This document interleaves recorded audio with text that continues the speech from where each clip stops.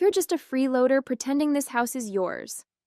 Vanessa's shrill voice carried from the foyer as she dragged her designer suitcase toward the front door. Maybe when we get back, you'll have finally found your own place. My father nodded in agreement, not bothering to look me in the eye. We've been more than generous letting you stay here rent-free. Most parents would have kicked their adult children out by now. I stood frozen in the kitchen doorway, my morning coffee cooling in my trembling hands. This is my house, I said quietly. Mom left it to me. You know that. Vanessa rolled her eyes dramatically. Here we go again with that fantasy. Tell her, Frank. My father's jaw tightened. Your mother wanted us all to live here as a family, not for you to lord it over us like some princess. Legally, I'm still... Legally what, Dad? I challenged, my voice stronger than I felt.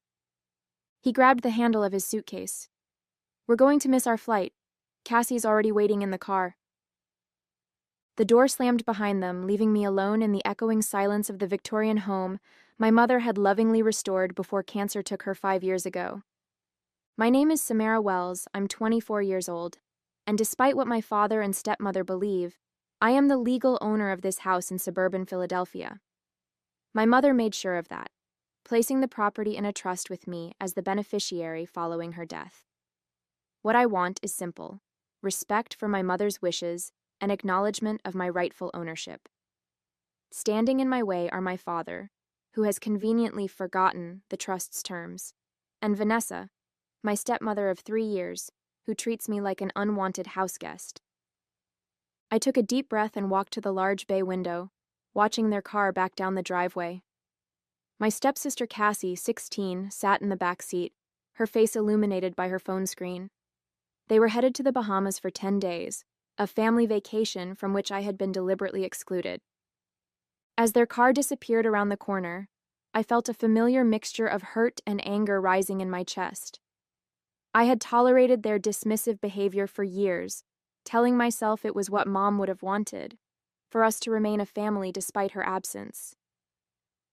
A notification pinged on my phone, an email from Vanessa to my father, accidentally copied to my address. Frank, I've spoken with Harold. He says once we're back from vacation, we can move forward with having Samara legally removed from the house. He thinks her claim about Caroline's wishes won't hold up without the original trust documents. My stomach dropped. Who was Harold? And what did Vanessa mean about the original trust documents?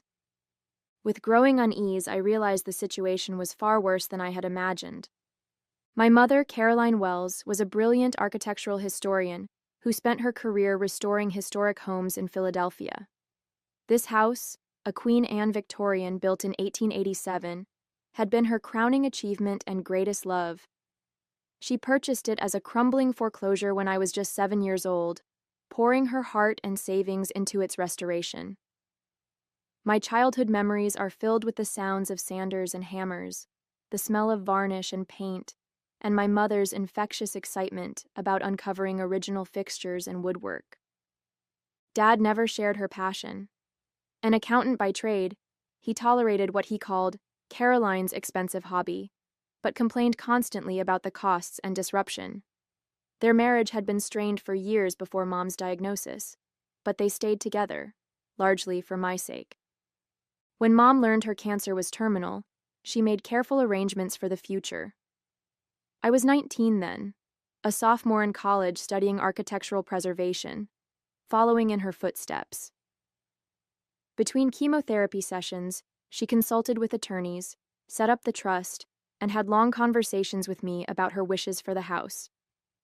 This will be yours one day, she told me, her thin hand tracing the intricate balusters of the main staircase.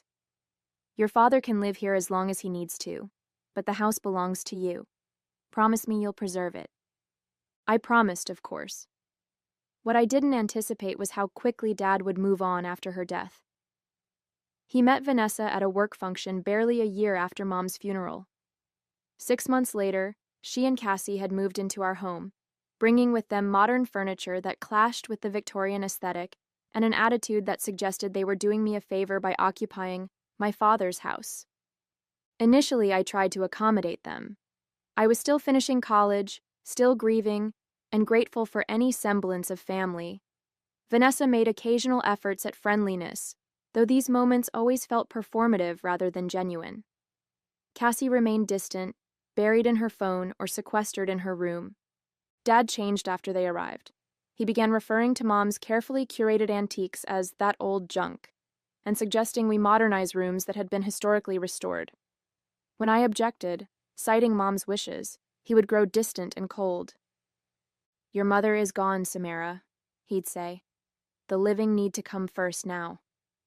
I had graduated last year and found a job with a local preservation society, allowing me to stay in Philadelphia. I could have moved out, found my own apartment. Sometimes I asked myself why I stayed in a home where I was increasingly made to feel unwelcome. The answer was simple.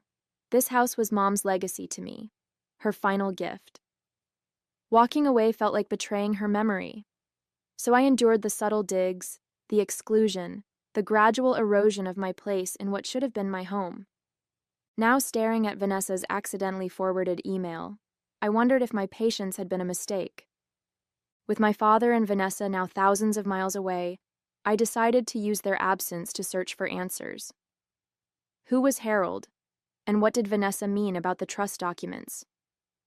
I started in my father's home office, a room that had once been my mother's library. The transformation was symbolic of the larger changes in our house. Her warm, book-lined retreat now a sterile workspace dominated by Vanessa's organizational system. I hesitated at the door, feeling like an intruder despite being the property's rightful owner. The desk drawers yielded nothing unusual. Office supplies, bills, a few family photos with me conspicuously absent. I turned my attention to the filing cabinet, methodically working through folders labeled with Vanessa's precise handwriting. In the back of the bottom drawer, I found a thick manila envelope labeled Wells House, Legal. My hands trembled slightly as I opened it, spreading the contents across the desk. Inside were copies of documents I recognized, the trust agreement my mother had established, naming me as beneficiary, and my father as a lifetime tenant with specific conditions. But there were also newer papers I'd never seen, correspondence with someone named Harold Brennan, a real estate attorney, discussing strategies to invalidate the outdated trust and establish clear ownership. A yellow sticky note in my father's handwriting read, "Original trust documents in Caroline's old lockbox? Sam might have key." Cold understanding washed over me. They were looking for the original trust documents, likely to destroy them. Without those papers, it would be my word against my father's about Mom's intentions. As I continued reading, the depth of the betrayal became clear. My father had been consulting with this attorney for months, seeking ways to claim the house outright.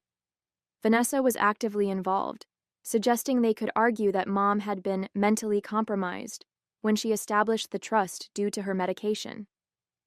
The most recent letter from Harold outlined their strongest case, claiming that I had violated the trust conditions by interfering with Frank's quiet enjoyment of the property. A bizarre inversion of reality that made me the antagonist in my own home. I sat back, papers scattered around me, a strange numbness replacing my initial shock. My father wasn't just forgetting my ownership, he was actively plotting to take my inheritance, to erase my mother's final wishes. Almost mechanically, I gathered the documents and returned to my room. From the back of my closet, I retrieved a small fireproof box, my mother's final gift to me. Inside was the original trust agreement, exactly where she told me to keep it, along with a sealed envelope I'd never opened, marked in case of disputes. My hands shook as I broke the seal. Inside was a letter in my mother's handwriting and a business card for Eliza Montgomery, Trust Administrator. "My darling Samara, if you're reading this, then Frank has forgotten his promises to me. I hoped he would honor my wishes, but I've prepared for the possibility that he might not. Eliza has the power to enforce the trust terms if necessary. The house is yours, sweet girl. Don't let anyone convince you otherwise. All my love, Mom." I ran my fingers over her familiar handwriting, tears blurring my vision. Even from beyond the grave, she was protecting me, anticipating threats I couldn't have imagined coming from my own father. I should have been relieved to have this safeguard, but instead, I felt a profound sense of loss. Whatever remaining illusions I had about my father's character had been shattered completely. The parent I thought I knew, flawed but ultimately caring, was a fiction. Though I now had the means to protect my inheritance, I wasn't yet ready to use it. I needed time to process this betrayal, to decide how to move forward without destroying what little family I had left. I carefully returned everything to its hiding place, my mind racing with questions. How long had Dad been planning this? Was his relationship with Vanessa somehow connected to his designs on the house? And most painfully, had he ever truly accepted Mom's wishes, or had he been biding his time from the beginning? The next morning, I called the number on Eliza Montgomery's business card. After explaining who I was, I heard a warm, professional voice respond, "I've been wondering when I might hear from you, Samara." We arranged to meet that afternoon at her downtown office. Eliza turned out to be a no-nonsense woman in her 60s, with silver hair and piercing eyes that reminded me of my mother's. "Caroline was very thorough in establishing this trust," she explained, reviewing the documents I'd brought. "The conditions of your father's tenancy are quite specific. He may reside in the home rent-free for his lifetime, provided he acknowledges your ownership and doesn't interfere with your rights as beneficiary." "He's been doing the opposite," I said, sharing the evidence I'd found. "He's actively trying to invalidate the trust." Eliza's expression darkened. That would constitute a serious breach of the trust conditions. She studied the papers from my father's office. "This attorney Brennan is taking an aggressive approach. Have there been other issues besides denying your ownership?" I hesitated, then described the increasing hostility, the systematic exclusion, and the most recent incident before their vacation. "I see," she made careful notes. "Verbal abuse and creating an inhospitable environment for the beneficiary would also violate the terms. Your mother anticipated potential conflicts and built-in protections." "What kind of protections?" "As trust administrator, I have the authority to enforce the conditions, up to and including terminating your father's right to occupy the property if he's in substantial breach." A mixture of relief and anxiety washed over me. Here was the solution, but at what cost? Evicting my own father seemed extreme, potentially destroying any chance of reconciliation. "I don't necessarily want to kick him out," I admitted. "I just want him to respect Mom's wishes and treat me with basic decency." Eliza nodded sympathetically. "Let's start with a formal letter reminding him of the trust terms. Sometimes a legal reality check is enough to correct behavior." This approach seemed reasonable, firm, but not nuclear. Eliza drafted the letter while I waited, outlining my father's obligations under the trust and requesting a meeting upon his return to discuss ongoing compliance. "This should be waiting for him when he gets back," she said, handing me the envelope. "In the meantime, document any further communications or incidents. If he escalates rather than complies, we'll need evidence to take stronger action." I left feeling cautiously optimistic. The letter would serve as a wake-up call without permanently damaging our relationship. Perhaps once my father understood that his plans with Harold Brennan wouldn't succeed, he'd accept reality and we could rebuild some semblance of family harmony. That evening, my phone chimed with a text from Vanessa. "We need to talk about your behavior while we're gone. Frank is very upset. Expect changes when we return." Attached was a photo of my father's office, the desk drawers partially open, papers not quite as I'd left them.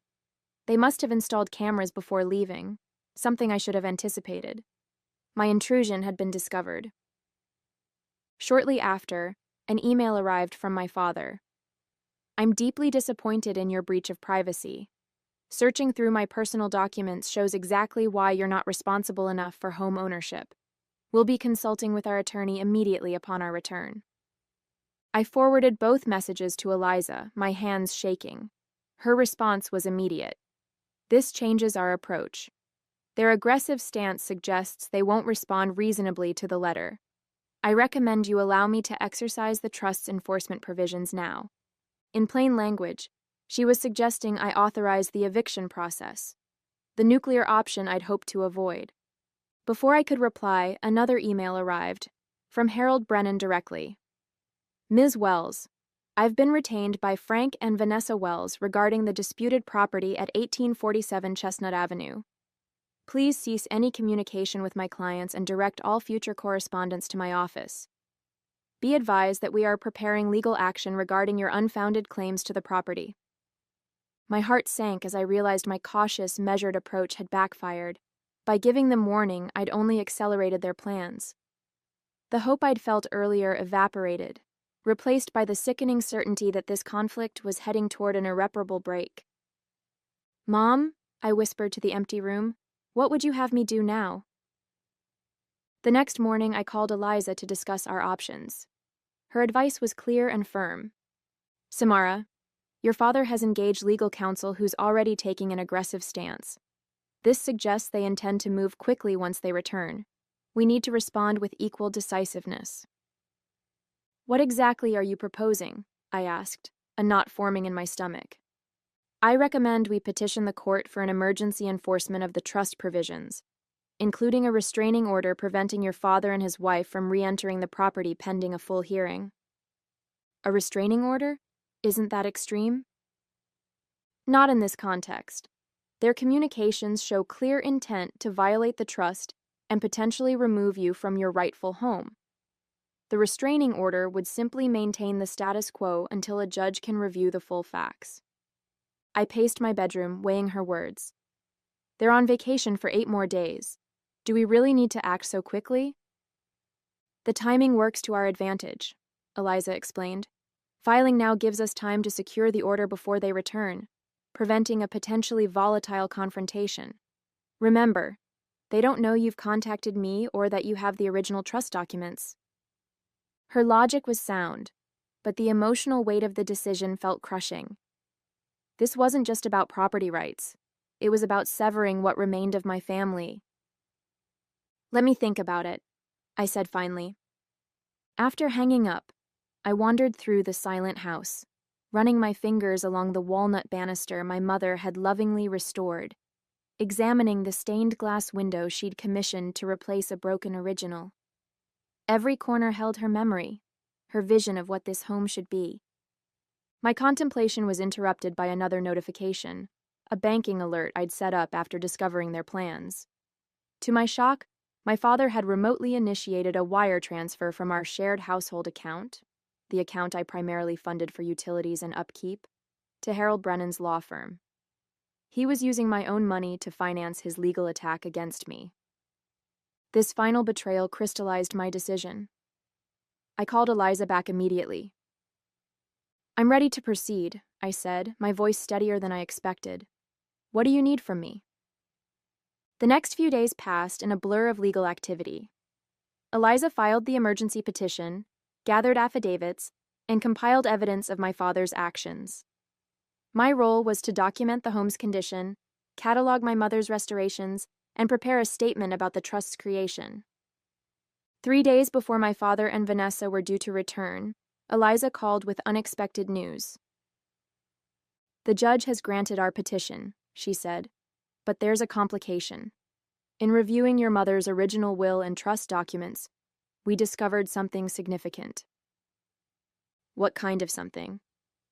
"Your mother added a provision we weren't aware of. If your father remarried, the trust required him to either purchase your half of the property at market value or relocate within 1 year." I sat down, stunned. "He was supposed to buy me out after marrying Vanessa?" "Yes. The provision was triggered 3 years ago when he married Vanessa, but it appears he never disclosed this to the trust. Caroline wanted to ensure you wouldn't be forced to live with a stepmother who might not respect your position." The implications hit me all at once. So not only was he violating the terms by denying my ownership, but he's been in breach of the trust for 2 years by not buying me out or moving? Exactly. And there's more. Caroline left a sealed letter with my office to be opened if this specific provision was violated. My heart raced. "What does it say?" "I think you should read it yourself," Eliza said. "Can you come to my office this afternoon?" Hours later, I sat in Eliza's office, my mother's letter trembling in my hands. The familiar handwriting blurred through my tears as I read her final message to me. My dearest Samara, if you're reading this, Frank has remarried and chosen to remain in our home without honoring the trust's terms.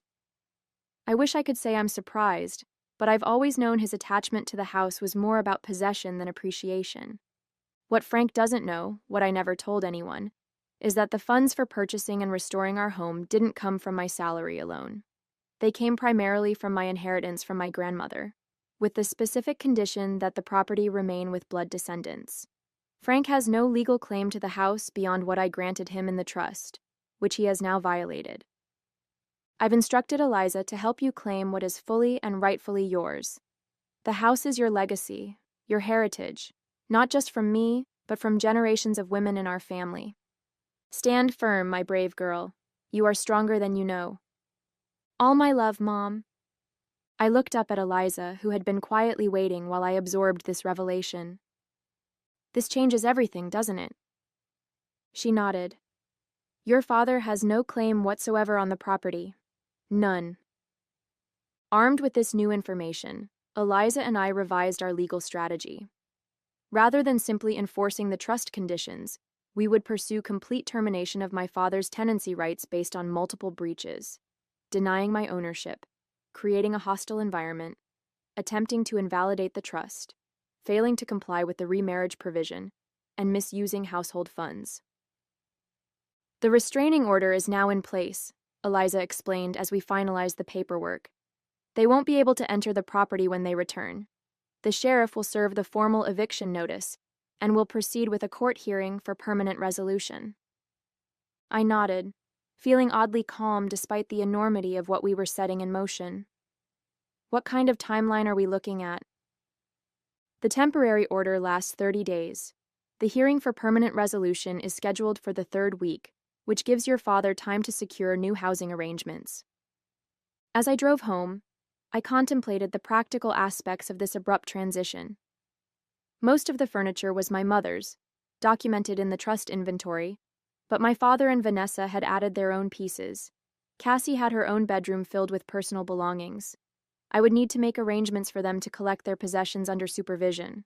The unfairness of disrupting Cassie's life weighed on me. Despite our distant relationship, she was an innocent bystander in the adults' conflict. I decided to pack her things myself, carefully and respectfully, to minimize her distress. 2 days before their scheduled return, I received an unexpected call from a Philadelphia number I didn't recognize. Is this Samara Wells? A young female voice asked. Yes. Who's calling? It's Cassie. Her voice sounded strained. I need to talk to you about something important. Surprised, I asked, Aren't you still in the Bahamas with your mom and my dad? I am, but I'm calling from the hotel phone. I don't want them to know. She paused. I heard them talking last night. They were fighting about the house and about you. My stomach tightened. What did they say?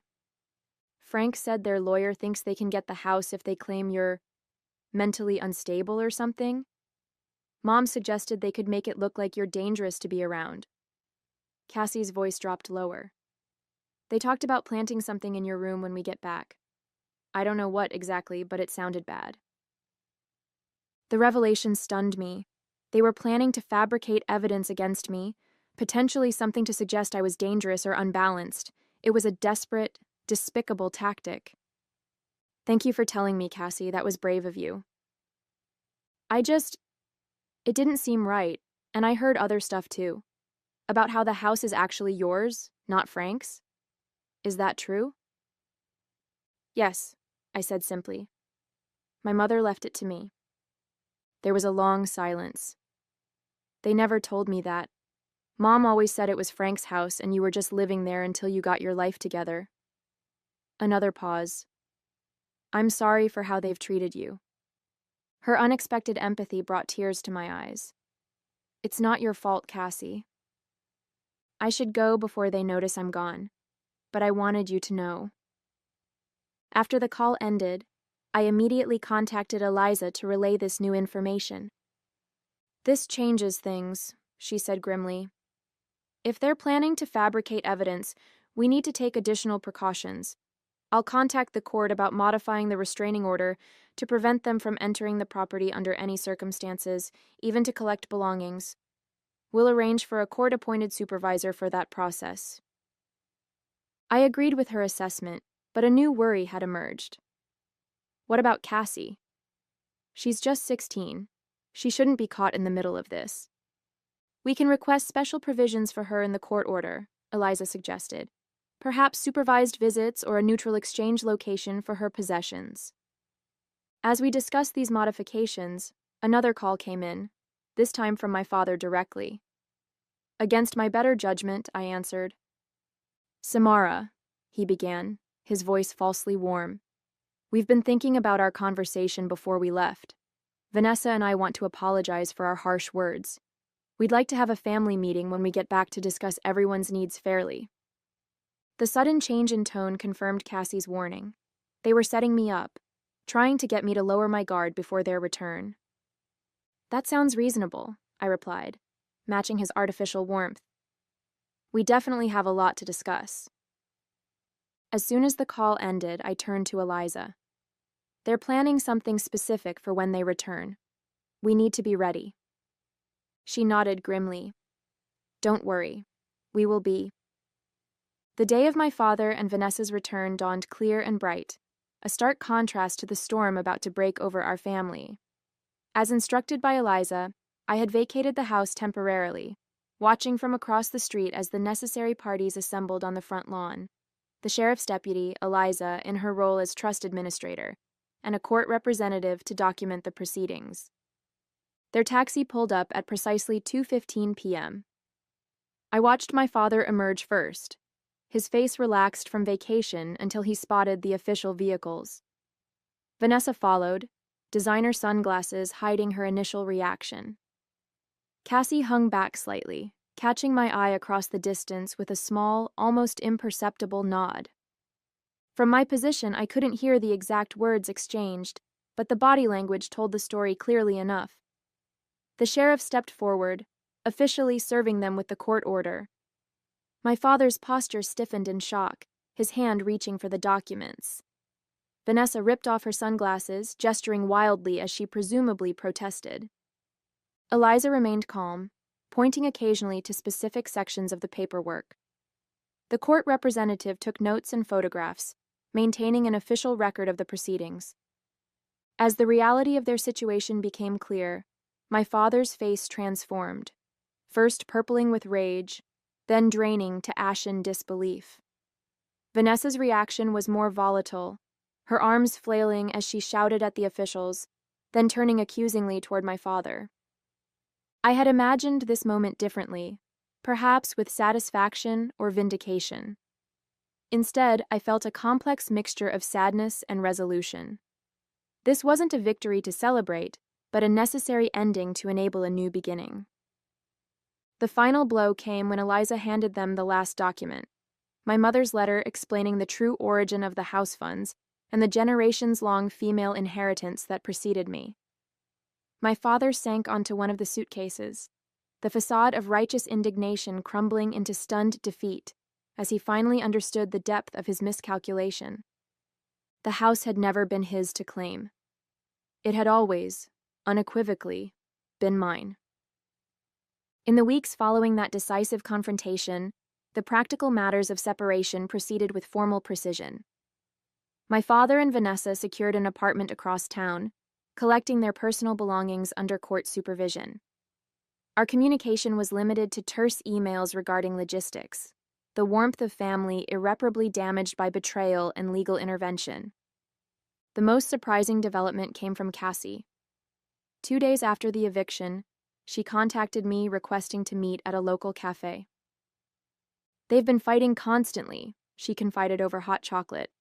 Mom blames Frank for not telling her the truth about the house. Frank blames her for pushing him to take legal action. She hesitated. I was wondering if I could visit sometimes. The house, it feels more like home than anywhere we've lived. Her request touched me unexpectedly. Of course you can, Cassie. Anytime. She became a regular visitor, initially for weekend afternoons, eventually staying overnight in her old room when tensions at the apartment became unbearable. Despite our differences, we formed a tentative bond. Two people collateral damage in the chaos of our parents' choices. My father attempted reconciliation once, arriving unannounced on a Sunday morning. "I never meant for things to go this far," he offered awkwardly. "After your mother died, I just couldn't accept that she hadn't trusted me with the house." "It wasn't about trust, Dad," I replied. "It was about legacy. Mom wanted to ensure the house remained in the family for generations." He nodded slowly. "I understand that now. Too late, I suppose. Perhaps someday we would rebuild some version of relationship, but for now, the wounds were too fresh, the betrayal too profound." As for the house, I threw myself into continuing my mother's preservation work, focusing on the third-floor renovation she had planned but never completed. Each restored molding and carefully chosen fixture honored her vision and strengthened my connection to the women who came before me. "The house has always known who it belonged to," Eliza remarked during a visit. "Your mother would be proud of how you've protected her legacy." She was right. This wasn't just about ownership. It was about honoring the past while building my future, exactly as my mother had intended.